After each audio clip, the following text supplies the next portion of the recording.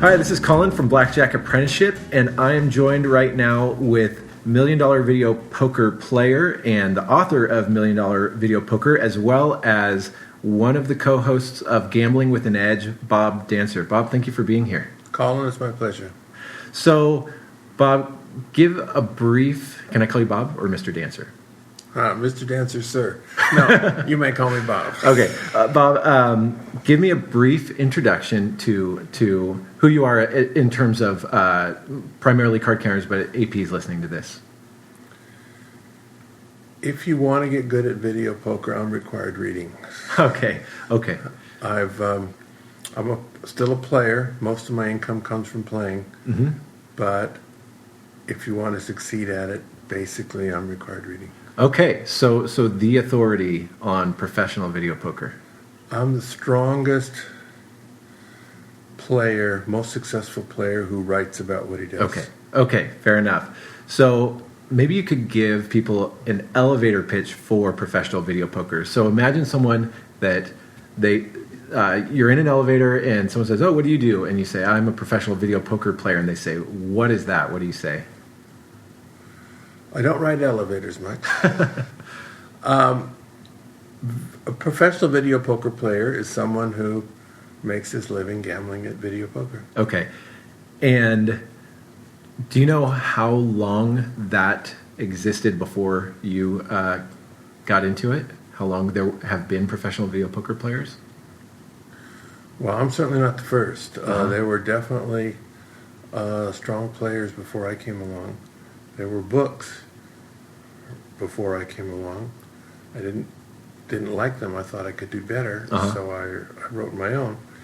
But there have been players trying to be successful at least since the mid-'80s.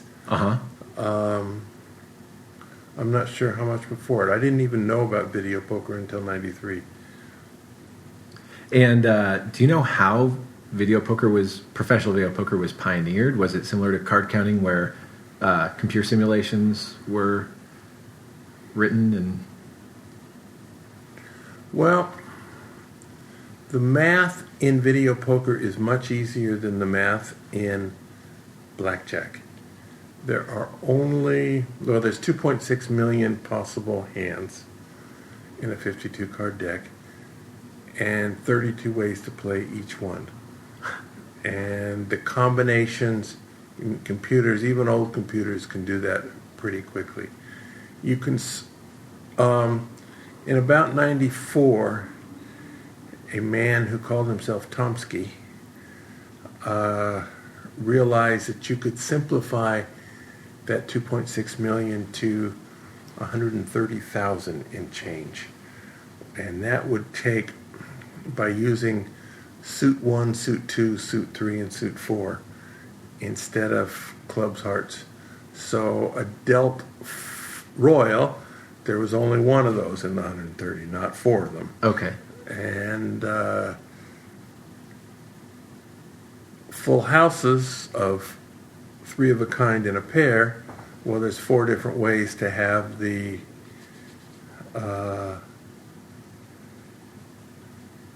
let me say that again. You can have the pair as it includes both of the suits of the full house, or it doesn't. So there's, for a full house of 7s over 6s, there's only 2 ways to do it. You can have, there's 3 unique suits for the 7s. The other 2 can be part of those suits, or it could be one. Okay. And instead of 24 different ways, if you include all the ranks and all the possibilities. So that simplified a lot. 130,000 with modern computers is no time at all. For some reason, it's hard for me to believe that the math is a lot simpler than card counting, but... Oh, and figuring it out? Yeah. Oh, as far as running simulations? Yeah, there's no need for simulations. You can analyze it exactly. Okay. And it's a new shuffle every hand. Which is something you don't have in blackjack. Yeah. And so All you have to look at are the 5 cards in front of you and the 47 still in the pack, and that's all you need to look at. Okay. In blackjack, you need to look at what cards have come before and how deep you are in the deck, and a lot of other things. So I know that you have some experience with card counting. You were doing that for a little while when you first moved to Vegas.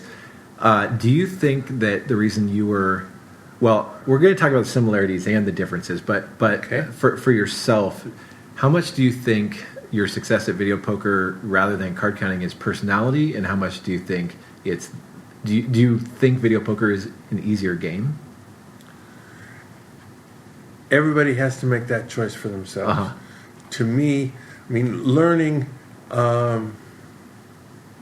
jacks are better basic strategy is not a whole lot harder or easier than learning standard basic strategy in blackjack. If you can do one, you can do the other.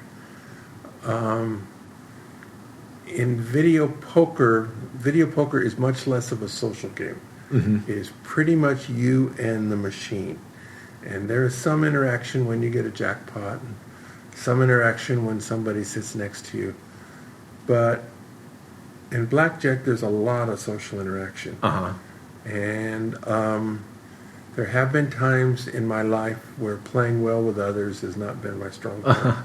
So video poker for me was much better. Well, to be fair, in $1 Million Video Poker, you do tell some stories of social interaction, like chanting "Hoya, Hoya," like putting on an act for the surveillance and for the casino employees. That was a fun episode. And we called that "My Ship Has Come In." It was actually the Colorado Bell, where that happened in about 95. So there's some social interaction, but not nearly as much as being at a table with a dealer and a group of players 24/7, like card counting. That's what you're saying.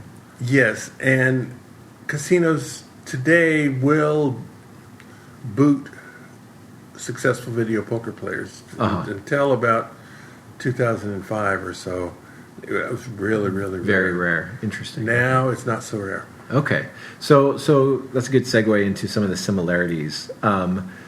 What would you say are a couple of the top similarities between being a successful video poker professional and a successful card counter? Well, you got to memorize the strategy. You got to be able to execute it under pressure. You got to have the discipline to execute it under pressure. You got to be able to deal with wins and losses. Yeah. If you're on the road, you got to deal with living in hotel rooms by yourself. You got to learn to deal with the losing streaks. Casinos are on the lookout for you sometimes. Not as much in video poker, but sometimes. And so it is a cat and mouse game. In terms, you haven't asked me yet, but the differences of all blackjack games are basically the same. Yes, you can hit or stand on soft 17. Yes, you can double after split or not, or split aces up to a certain number of times, or early or late surrender, blah, blah, blah. But the basic game is the same. And you can, but video poker has lots of different games in it. Deuces Wild is nothing like Jacks Are Better, which is very little like double bonus or Joker Wild, and there's dozens of different game types, and each game type has significantly different pay schedules. Where a pay schedule is how much you get for full houses, how much you get for flushes, and the other categories. And the strategy, if you're getting Jacks Are Better, there's two games that are both 98.5%. One is 9-5 jacks and one is 8-6, where one you get one more unit for the flush and the other one you get one more unit for the full house. Now, a 98.5% game is not particularly good unless the casino's offering you a whole bunch of goodies, which they sometimes do. Sure. But the strategies for the two games are very, very different. They're only maybe 90% in common. So 10% of the hands will be played differently in 8-6 than in 9-5. So I was actually yesterday talking with a professional full-time card counter friend of mine about that I was going to be interviewing you, and I was describing my understanding of video poker, and he said I would be interested in that. And then I said, well, one of the differences is you can't just know one game. You should probably know 4 or 5 completely different strategy. And he said, oh, never mind. That was kind of a deal breaker for him because he's been highly successful at exploiting one game and just moving location, doing the same thing over and over. One of my questions is, you say you're willing, you said in your book, I'm willing and able to practice long hours on a computer until I've mastered the game. And there is a large amount. I tell people to become a professional card counter, it'll take about 200 hours. How long would you say it takes to master each video poker game for someone, left-brained like yourself?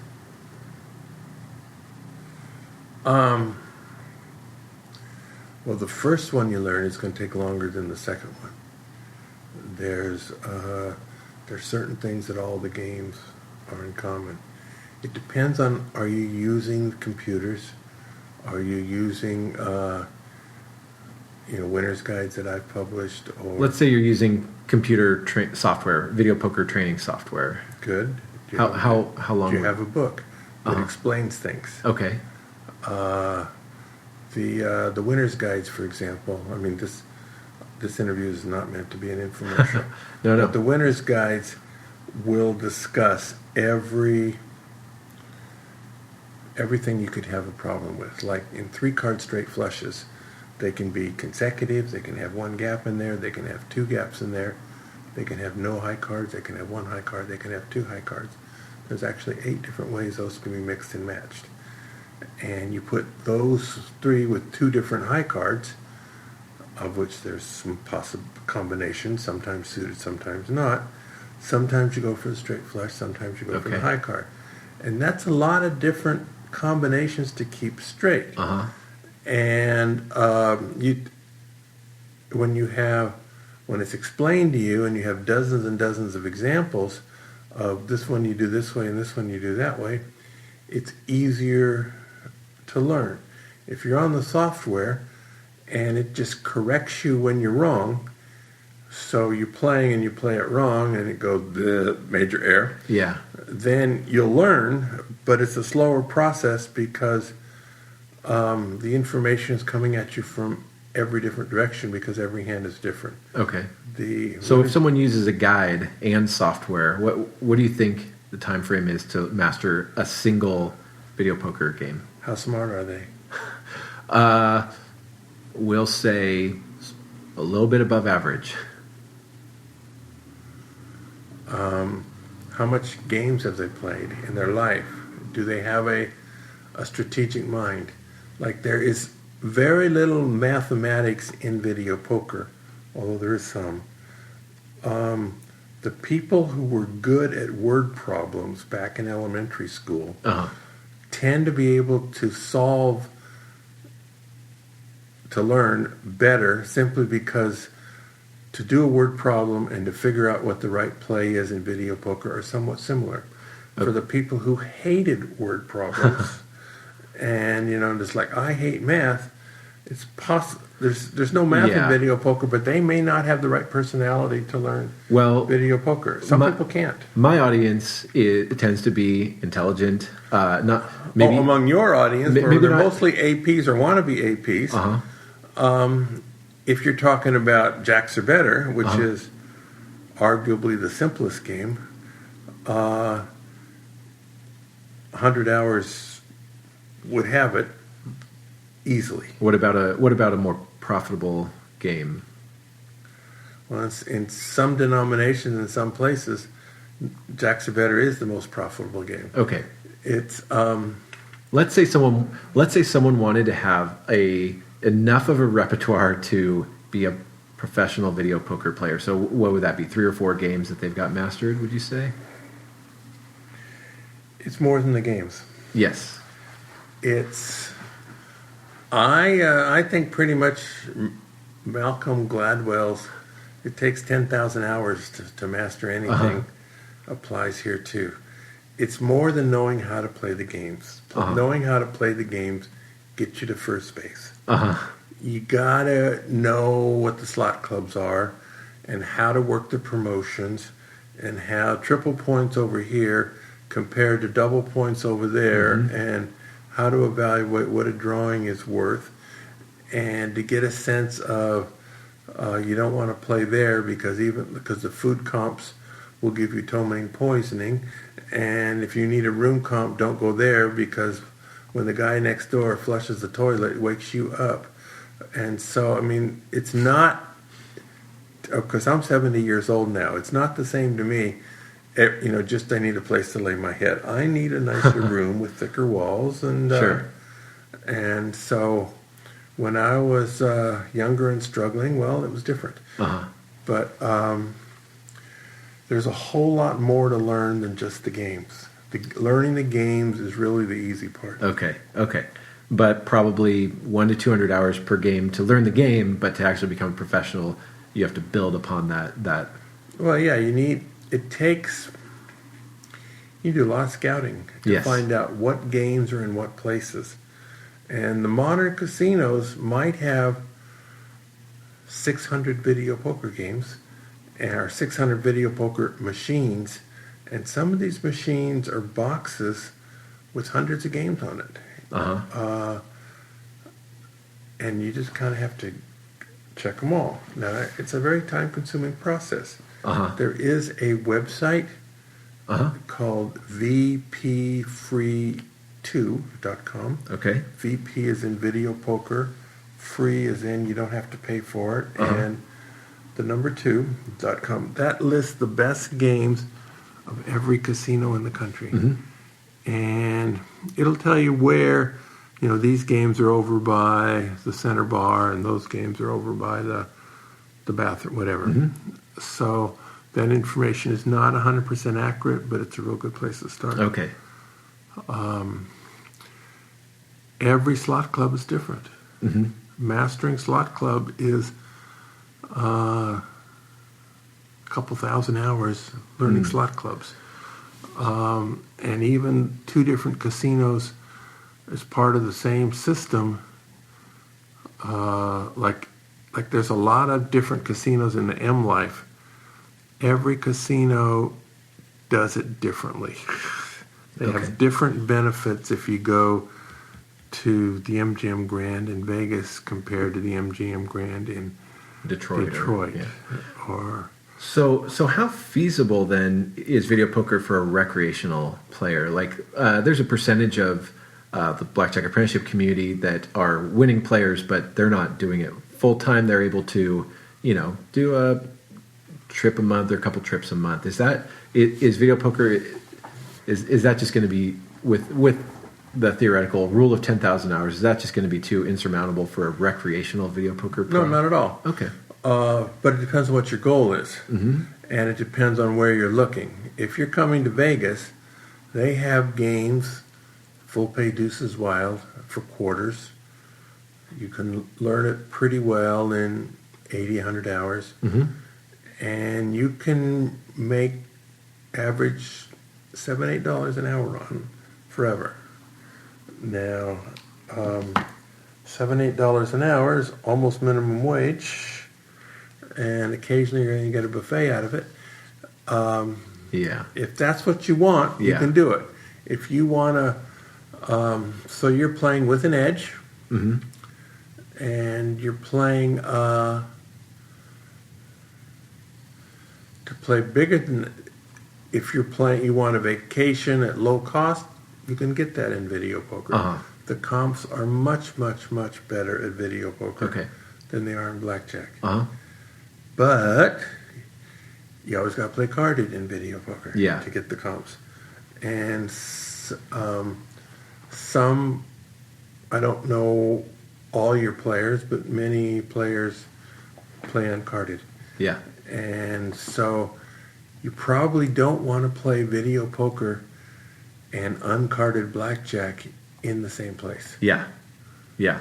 So I want to go back to, you said, quarter game, $7-8 an hour. So, but $7-8 an hour while you're sitting playing.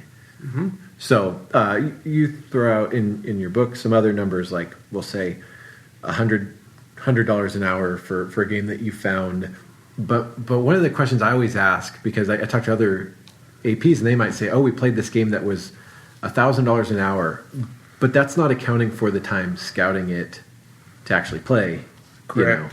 So for video poker, if we say, let's just say $100 an hour, like for card counting, I understand, okay, it's going to be $100 an hour while you're playing, and the other time is going to be, well, you have to travel to that city, or you have to enter your results into your spreadsheet, but that's going to be the same for video poker or any game. But how much time to generate that $100 an hour at a video poker machine, how much time is spent in researching the slots, the promotions, finding the game? $100 an hour video poker games are relatively rare. Oh, wow. Okay. In blackjack, you can find them all the time. Yeah. In video poker, not so much. Okay. So you're going to need to deal with a lower edge than that. Okay. Now, the book, $1 Million Video Poker, was that story ended in 2001 Mm-hmm. when we got kicked out of the MGM Mm-hmm. after we made $1 million in 6 months. Mm-hmm. The conditions of video poker in 2001 were considerably more lucrative than they are in 2017. Okay. Well, that's important to understand. I get asked the question a lot of, oh, can you still make a living as a card counter? And I say, well, it depends who you ask. There are some people that are very down on it. Like, for example, there's a casino that our team, when I was running a team, there's 2 casinos in Washington State we each won $500,000 from. Oh. Well, those casinos are not as tolerant now as they were 10 years ago. Go figure. Yeah, one of them, this is a tangent, but while we were crushing them, they said, hey, we make so much money off slot machines, we're not even worried about table games. Well, they changed their tune when we crossed the $500,000 mark between 4 players. This was only 4 players. Take it anyway. So that's the one side, is some of these games don't exist. The other side is there are so many more casinos than there were back then. There are probably twice as many, or maybe 3 times as many states with beatable blackjack games than there were back then. And so, Tommy Highland says, in his opinion, he could still be generating $500,000 a year in EV if he didn't play golf so much.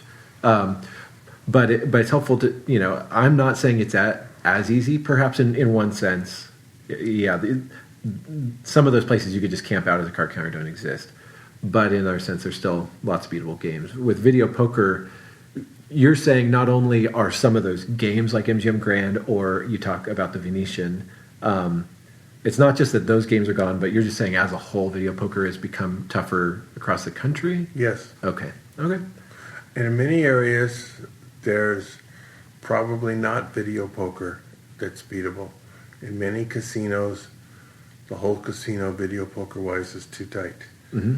In others, it exists, but you gotta figure out what the angle is. Uh-huh. You gotta know about the drawings on Tuesday, and how you get the extra tickets by selling your comps, Uh-huh. and how to whatever the angle is.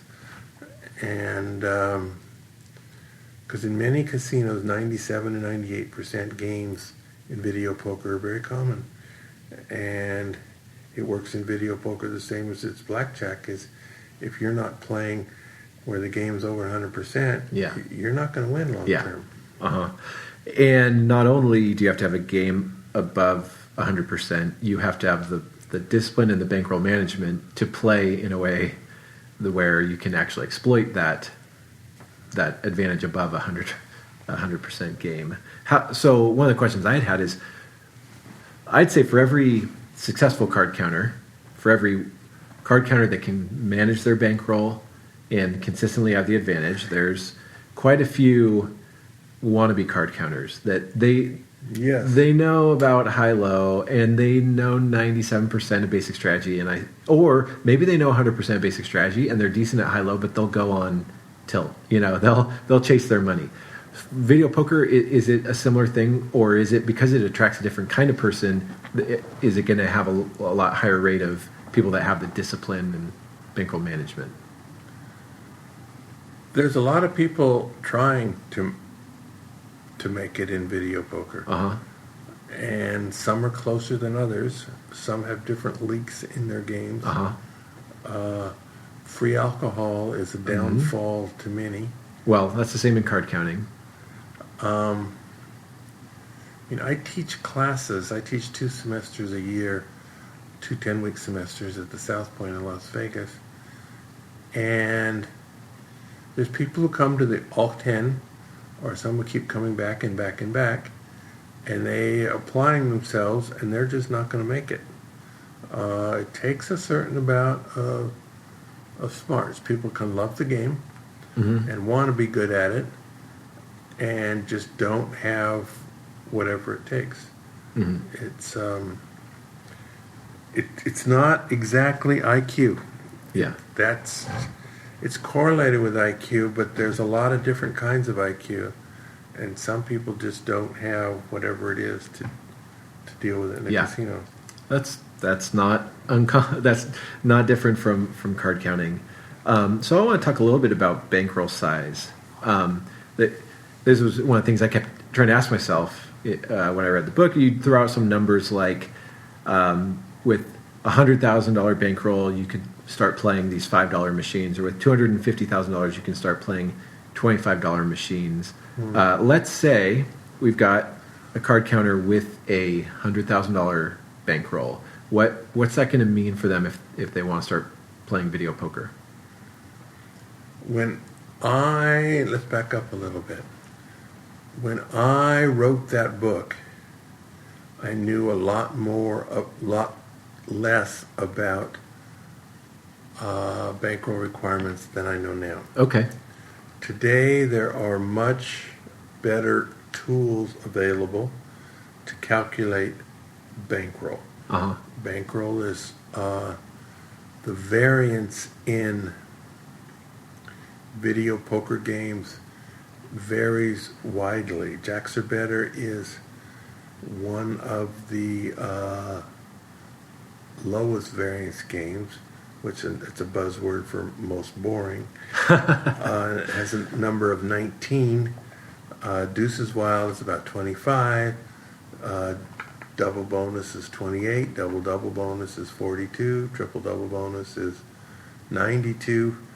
And so each of those games have different bankroll requirements. So back when I was playing that game, the vast majority of my play was on 9-6 jacks or better, with good slot clubs. With slot clubs back then, paying sometimes 2/3% on top of a 99.5% game, plus promotions and plus mailers and stuff. That doesn't exist anymore. Okay. So, but Video Poker for Winners software allows you to calculate the bankroll that you need. Okay. But it really depends on The game. how much over 100% you are, including the slot club, and the variance of the game. Okay. So let's get into a little bit about the variant. You said a lot of luck was involved in the $1 million success that you and Shirley achieved, especially one extremely lucky half-hour period, which you go into later in the book, where you earned $500,000 in 2 big jackpots. There's a $400K royal flush, and was the other one 100? 100. Okay.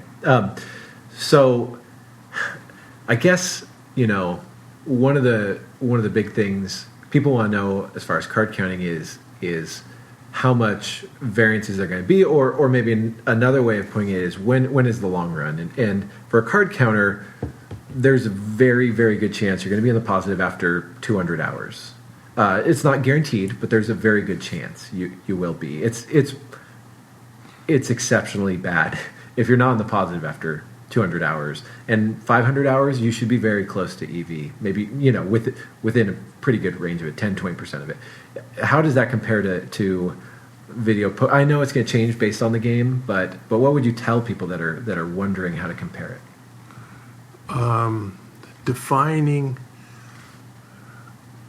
the long run is there's considerable chatter about that on the various video poker bulletin boards. There are people who think they've come up with the definition. They call it NO. Yeah. And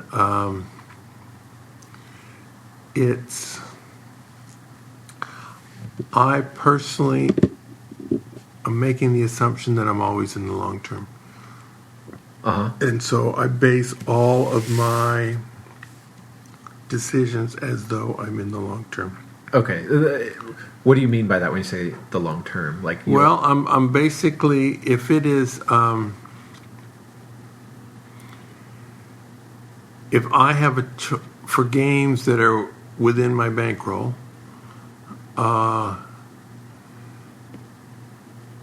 let's say I had a choice of triple double bonus, which has a sky high variance of 92, or bonus poker, which is 1/3% tighter but has a variance of 19. So if in the long run, variance doesn't matter. Variance goes away in the long run. Yeah. It's all EV. Well, how many hours are you thinking is the long term? Like 1,000 hours? Well, I'm playing, I'm playing 1,000 hours a year. Lifetime, I've probably played, 50,000 hours. I haven't really added it up. It's just every decision I make is though I'm in the long term. As long as I'm not abutting my bankroll limits, either physically or psychologically, variance is irrelevant. Here's maybe another way of asking it. With playing 1,000 hours a year, how many years in the last 10 have you been in the negative? 2. Okay, so that's helpful. I know in the book you mentioned a year where Shirley lost 150,000, and do you know how many hours she played that year? I mean, to the nearest couple hundred. Was it 500 or 1,000 or more? The year in question probably was in 2000. She was playing $5 5 play and $10 5 play. So this is $5 5 play is $125 a hand. $10 5 play is $250 a hand. So being down 150,000 when you're betting $250 a hand is a lot less than being down 250,000 when you're betting $5 a hand. It's basically impossible when you're betting $5 a hand to get down that much. So, but fortunately at that particular time I was luckier than average, and I was getting I had several hundred $20,000 or higher jackpots within that 6 months, which is they were just coming out of it was fun. So I thought I was smart, and there was some skill involved, but it was just positive variance mostly.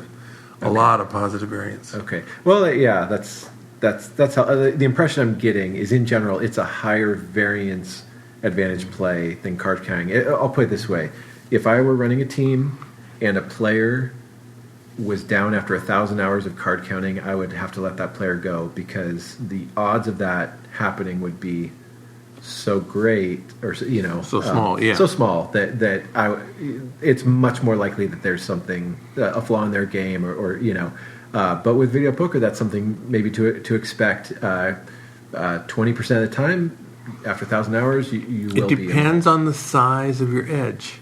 You could get bigger edge at quarter games, percentage-wise, in dollar games, The edges you get at $25 games are pretty small. Mm.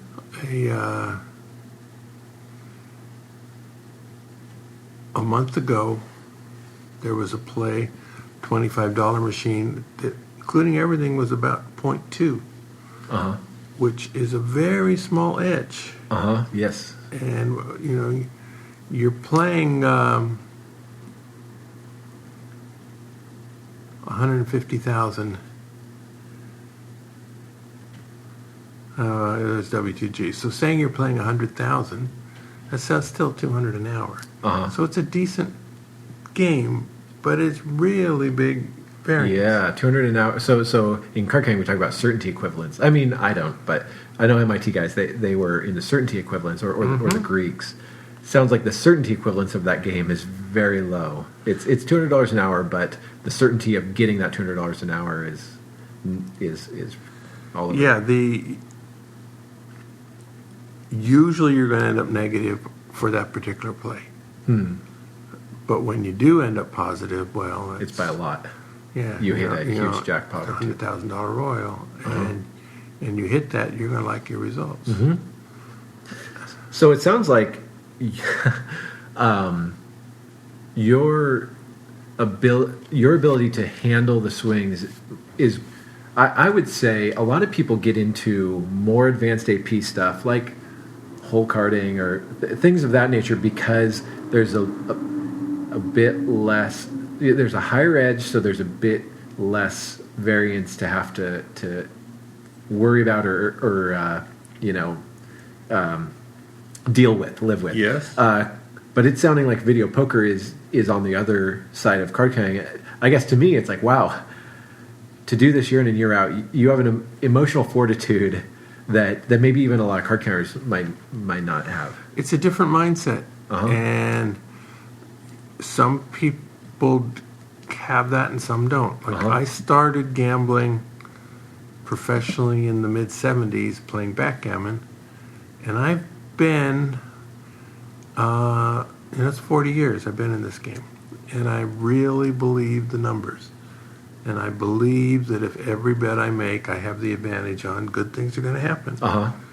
And that has been true. Yeah. And I'm believing it's going to continue to be true. And there will be days that I lose 40,000. Uh-huh. And it's kind of annoying, but it's not a tragedy. Yes. And but other people, even if they have big bankrolls, if they lose 40,000, it's a real tragedy. Yes. During that $1 million run, we had weekends we were up 30, or the next weekend up 40, the next weekend up 20, the next weekend up 70, the next weekend down 30. And Shirley went through hysterics, losing 30,000. Uh-huh. She just went berserk. Uh-huh. It was, we kind of had a full-time masseuse for her. Uh-huh. And she was just not, that's a car. Yeah, we just sure. gave away a car. Sure. And she just couldn't handle it. Uh-huh. But she could deal with winning 70,000. Sure. She was quite good at that. She knows. But now Shirley and I are no longer together. But it's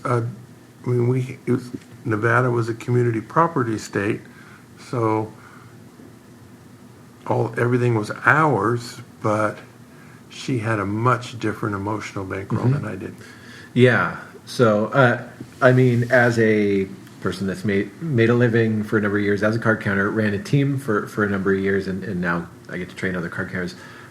I get excited when you talk about, hey, it's annoying when I lose 40,000, but I can handle it. I feel like, hey, because I get emails or people asking me about, they're complaining about the variance of card counting, and I say, well, if you want a sure thing, get a job or get buy CDs and bonds, and you're gonna get very little return on your money. But the reality, if you want to enjoy the hundreds of dollars an hour, you have to be able to stomach the variance, and so it sounds like with video poker, perhaps even more so than card counting. Well, probably more so. In card counting, for the most part, the size of the individual wins and the size of the individual losses on a hand are the same. Yes, there's a 3-2 Yeah. or 6-5, but it's the same. Yeah. In video poker,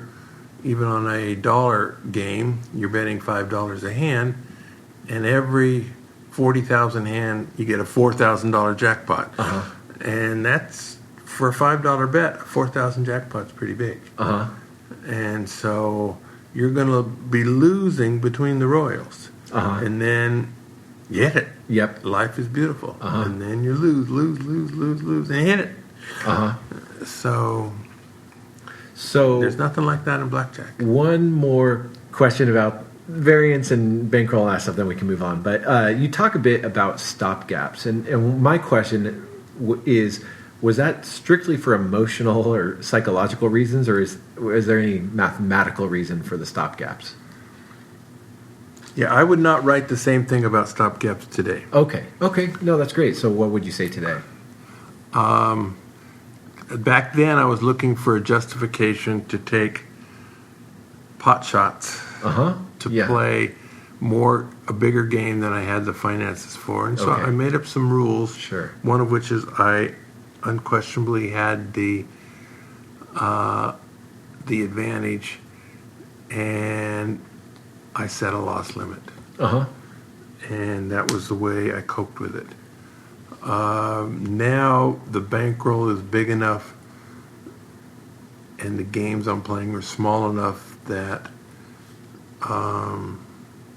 You're not taking pot shots effectively because you don't need to. You've got there's no games big enough yeah. that I know about of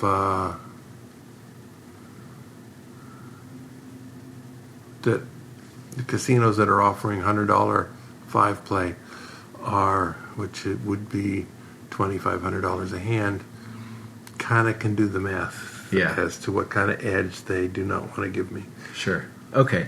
So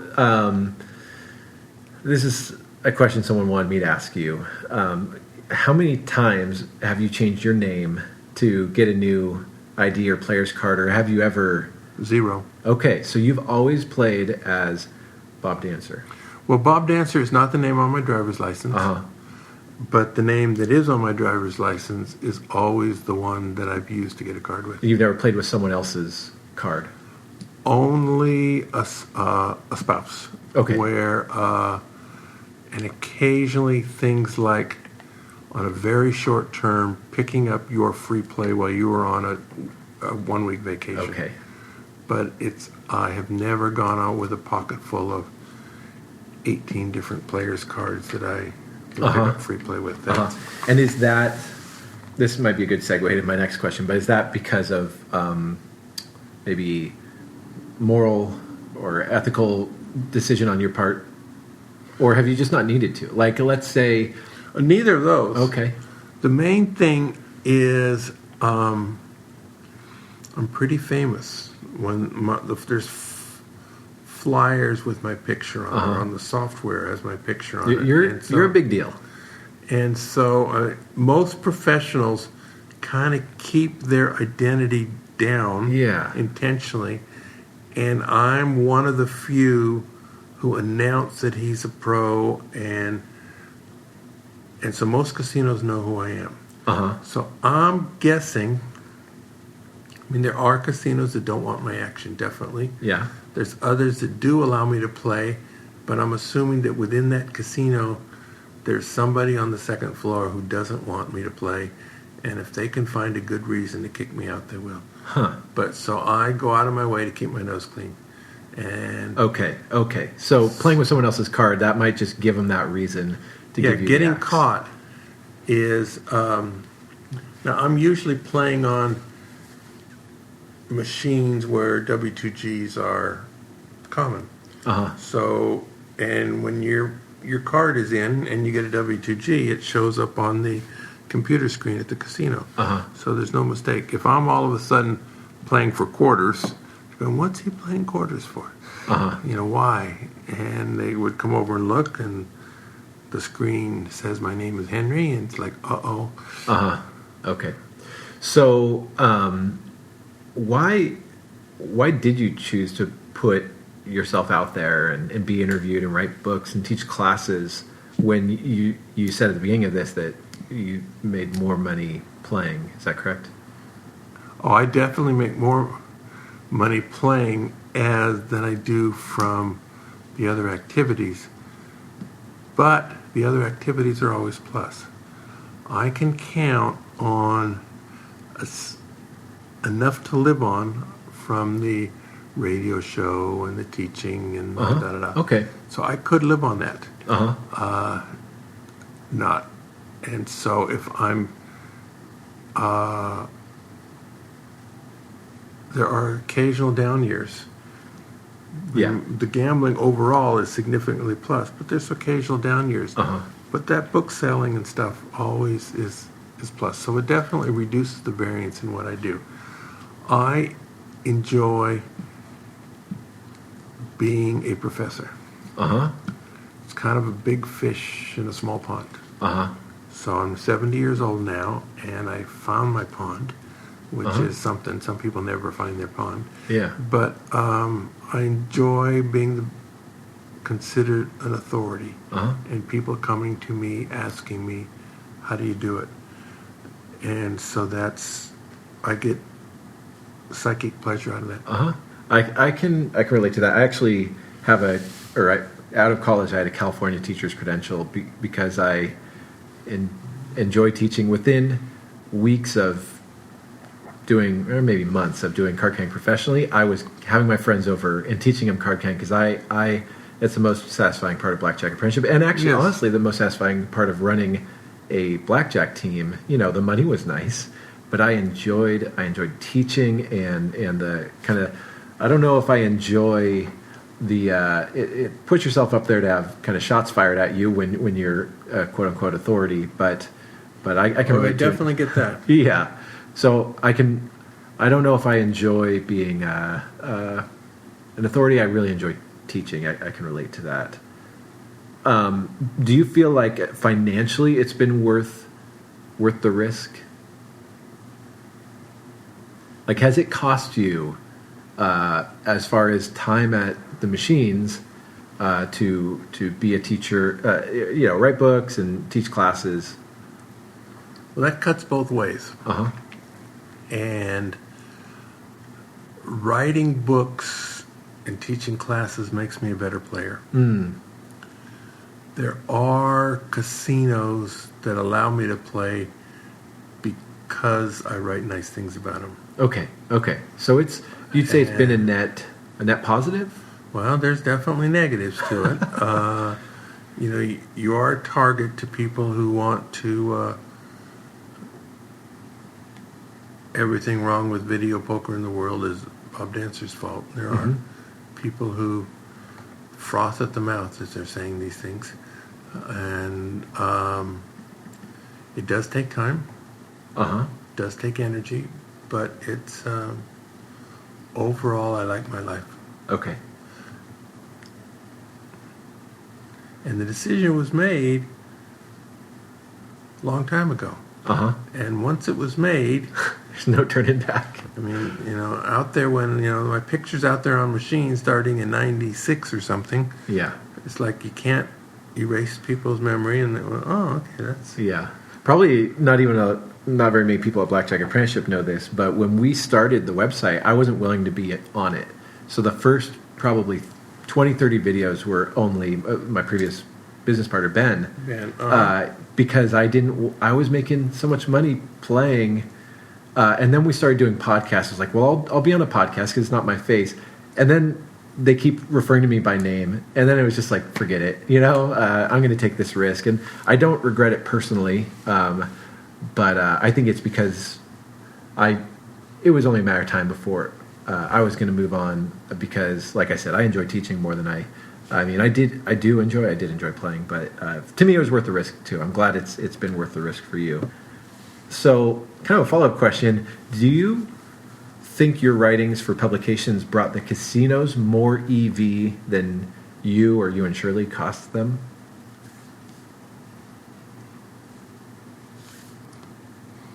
Because as the story goes, you start kind of crushing, particularly MGM Grand, and they seem to get a bit hurt by it. But it seemed like, well, was a complicated situation where they were benefiting from what you were writing about it. Do you think that more money came in from people? Maybe you look at Beat the Dealer by Ed Thorpe. It made casinos a lot more money than it cost them, him writing that book. But then they get personally offended that it cost them. And they want all the positive of people trying to beat it and not the negative of people actually beating it. What's your thought on? Well, yes, back at that particular, I was writing for Strictly Slots and Casino Players and telling people what a fun time we were having at the MGM. And we definitely brought in hundreds of players. Mm-hmm. And the vast majority of them did not have the same skill set as I did. Yes. So, and didn't want to play. I mean, the $5 triple play was like the lowest denomination of the good machines. Uh-huh. And so they're dollar games, where people would come in and play dollar games, and they're strip dollar games are not very loose. Uh-huh. Part of the reason I got away with it at the MGM was their player tracking system wasn't very good. Okay. Through the first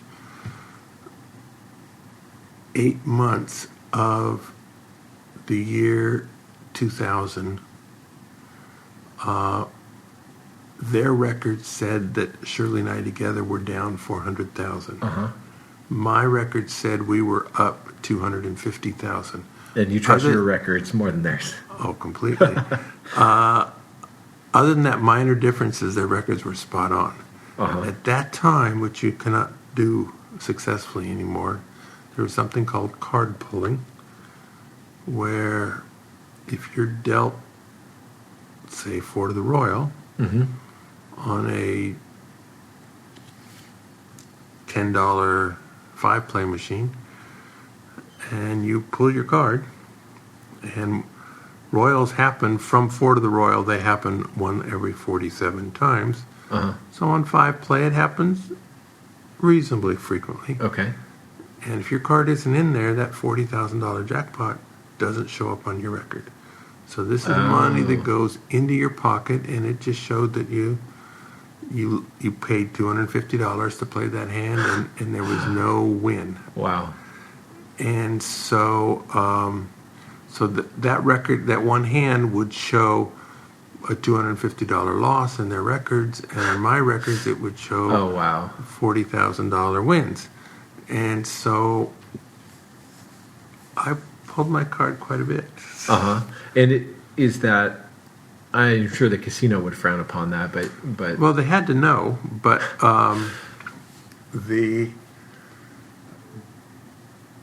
but it was tolerated back then. it wasn't breaking the rules. It was just not something they wanted you to do. Well, near the end, some of the casinos considered that cheating. Okay. And some casinos would come up and tell you that, we know you're pulling your card, we don't like it, if you continue to do it, we'll kick you out. Okay. And now, that particular thing does not work. Uh-huh. In that if you're dealt the hand, and it's, dealt 4 aces, and you pull your card, and then you hit the button to do it, you're still going to, it's still going to be on there. There are some games that you can get around that a little bit. There's one game called Ultimate X where you earn multipliers based on this hand that you redeem next hand. So if you're playing double-double bonus, for example, a full house gives you a 12 times multiplier for the next hand.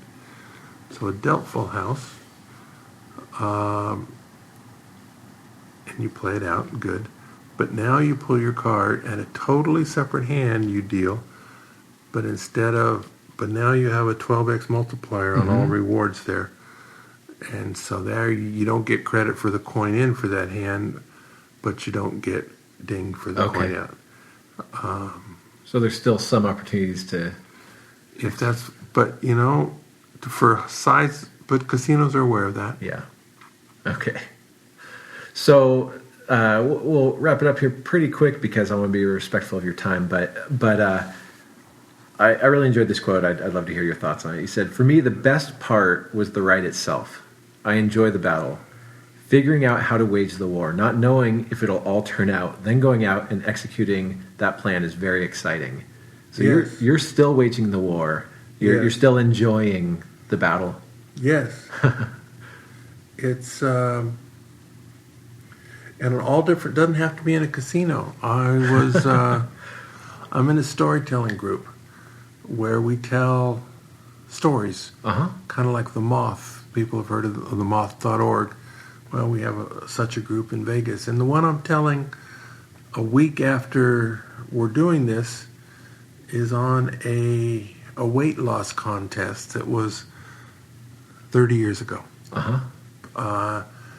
And my main opponent thought it was about losing weight, and I thought it was about winning $500.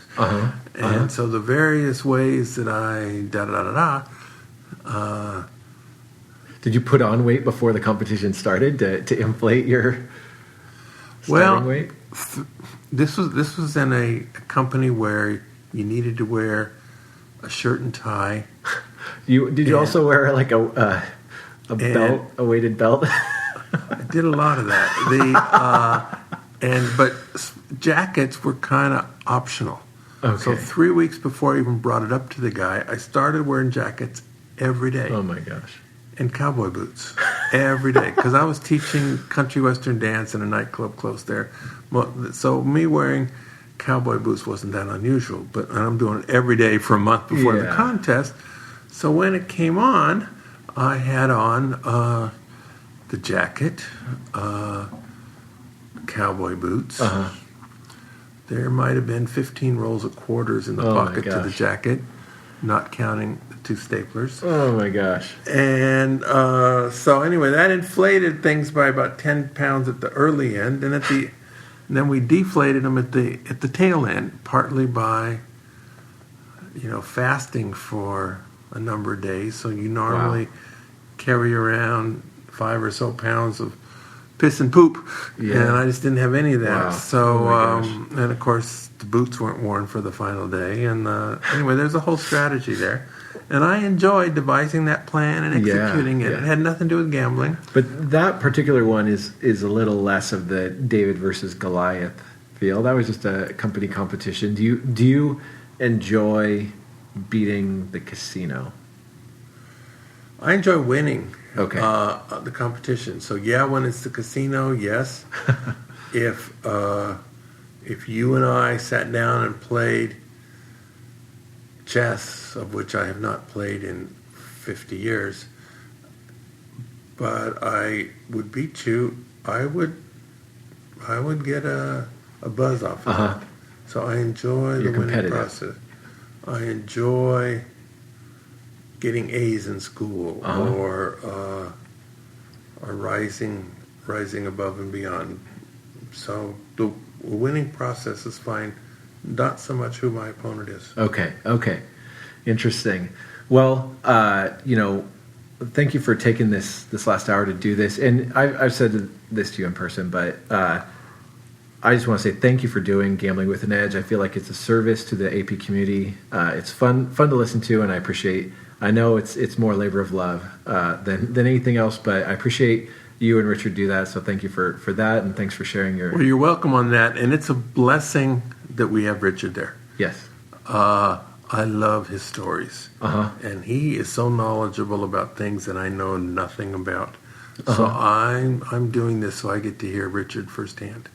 So yes, I do the comic relief in the podcast, and I do bring some knowledge to it, but Richard's the real blessing that we all have, and I'm just so glad that he does it. Well, thank you both for doing it. For people who want to listen to, I have interviewed him. There's a few podcasts on the website. They're members-only podcasts, but you can listen to them.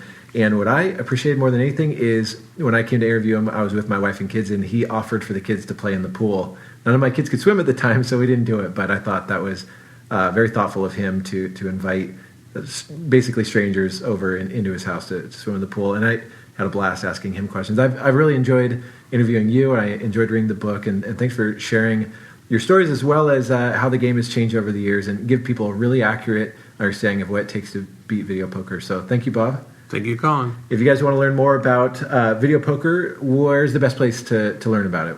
BobDancer.com and GamblingWithAnEdge.com. You can both get the podcast, and I have a weekly article there. Great. And they're all archived, and people respond to the articles, and sometimes I respond back. Great. So. Great. Well, you guys can check that out, BobDancer.com, GamblingWithAnEdge.com, and keep generating EV, guys.